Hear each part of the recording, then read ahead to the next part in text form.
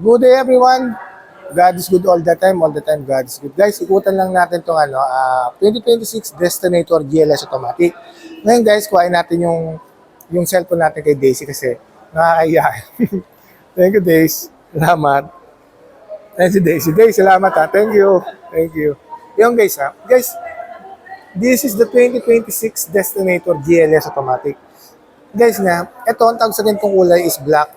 Malalaman nyo na GLS siya guys. Unang-una sa taas, wala siyang roof rails. Ayan o, makikita nyo guys ha, walang roof rails. Si GT kasi may roof rails. Tapos, malalaman nyo rin na GLS siya kasi yung front grille design guys ha, si GLX kasi black. Black yung yung front grille design. Ito guys ha, black yan. Yung sa bumper.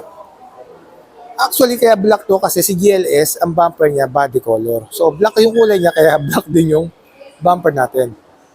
Tapos guys wala kasing 360 o multi-around camera si GLX. Ito guys, si GLS meron. Pero pagdating dito sa front grille, sa front fascia, itong transparent na to guys, parehas lang yan. Lahat ng Destinator, ganyan yung design. Yan. Tapos guys siyempre, Destinator, equip siya ng LED, daytime running light, LED positioning light, LED projector headlight, tapos LED fog lights. Ayan guys. Guys, ang kagandahan kasi ngayon sa promo namin ng Destinator 2026, guys, ito kasing GLS guys based on 20% subject for bank approval, kaya itong zero down payment. Tapos guys siyempre pagka sa akin kayo kumuha, yung mga binibigay kong promo, yung dash camera, tapos yung Bosch Europa Hall na busina, tapos yung rain visor, tapos car cover, deep dish matting. Ngayon guys, sobrang dali ko lang po kausap. Nandiyan yung contact name ko. With my contact number, just feel free to inquire po. Tapos guys siyempre ang engine ni Destinator guys, 1.5 liters, 4-cylinder inline, double overhead camshaft with the technology of Mybec. Guys, yung Mybec, yung Mitsubishi Innovative Valve Timing, electronic control system. So, ano bang ginagawa nun? Guys, yung Mybec lang naman guys, kapag gusto mo ng power, ibibigay niya sa'yo. Kapag gusto mo ng tipid sa gasolina, ibibigay niya sa'yo. Meron tayong 3 benefits kapag naka-Mybec tayo. More power, fuel efficiency, and then, less emission. Yun guys Tapos guys, syempre, naka-water-cooled to guys Water-cooled direct injection turbocharged. Pero gasoline engine yan.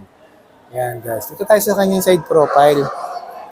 Grabe Kasi unahin ko lang yung tawag kasi ngayon dito, wheel arch. Kasi nung panahon namin tawag dyan fender flare. Tapos may mudguard pa. Pero ngayon kasi, para mas maganda, ang tawag dyan is body cladding. Kasi guys, kasama na yung side skirt, pati itong sa rear ng sasakyan. Actually guys, hindi lang yan for sporty look. Guys, yan din yung nagpo-protection sa body ng sasakyan kapag kayo may mga debris na tumatalsik. Hindi basta-basta tumatama sa body kasi ayan ang unang tinatamaan. Yan guys, yung kaya dinisign yan. Para din protektahan yung mismong body. Yan guys content trivia lang yon. Tapos syempre, naka LED turning signal light, tapos multi-around camera, ito yung camera sa gilid.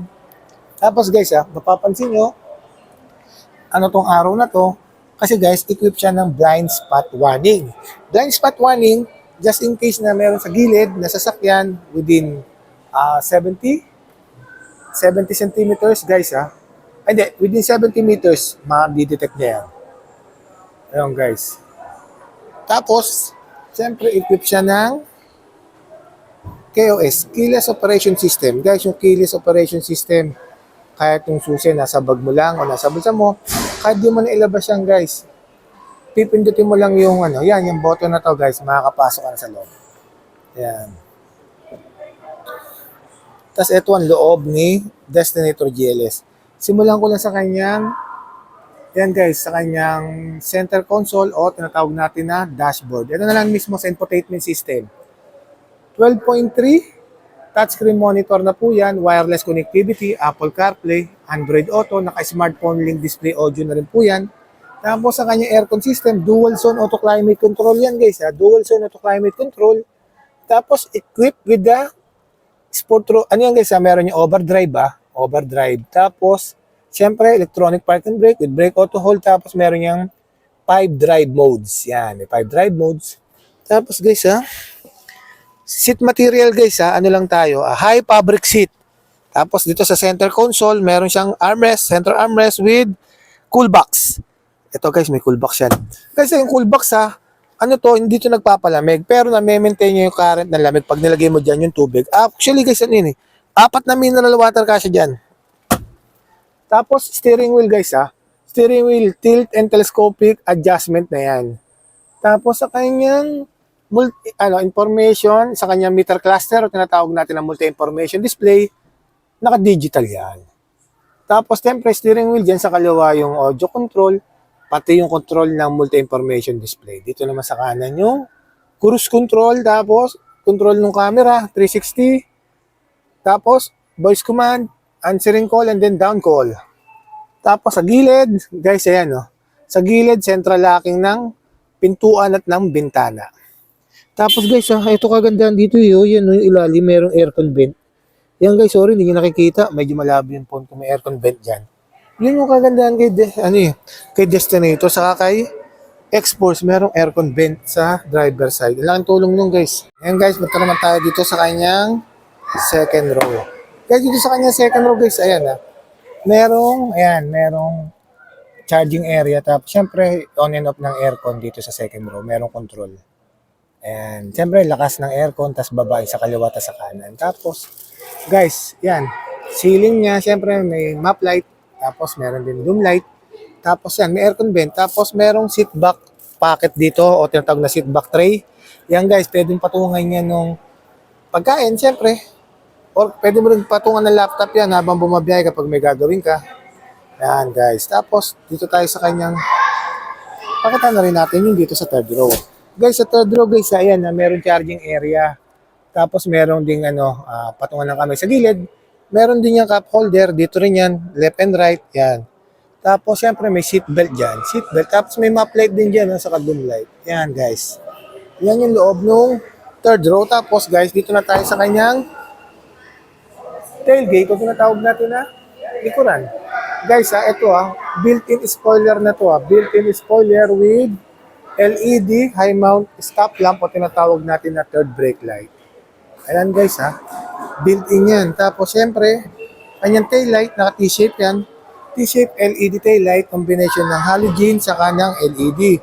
Tapos, syempre, andyan yung camera, tapos meron niyang 4-eye sensor. 4-eye sensor sa kanyang likuran. Ayan guys banggitin ko lang uli yung promo namin guys This is Destinator GLS Automatic. Ang down payment nito guys, kaya naman i-zero down. Tapos meron siyang promo na 10,000 na fuel subsidy. Tapos, siyempre guys, nagbibigay ako nung pagsahin kayo kumuha, Bosch Europa horn. Tapos, dash camera with reverse camera. Nagbibigay din ako ng deep dish matting. Nagbibigay din ako ng car cover. Guys, andyan yung contact name ko with my contact number. Just feel free to inquire. Napakadali ko lang po kausap. Kung may tanong po kayo, tawag lang po kayo. Andiyan na rin po yung FB ko, Viber ready rin po yan. Maraming salamat po sa lahat po ng mga nag-subscribe sa YouTube channel ko. Sa mga hindi pa po nakapag-subscribe, sana po mag-subscribe na po kayo. Once again, this is Winfred Pus ang lagi nagsasabi anumang hirap ang pagdaanan natin dito sa mundo. Mananatiling mabuti ang Diyos. Maraming salamat. God bless everyone. Thank you po.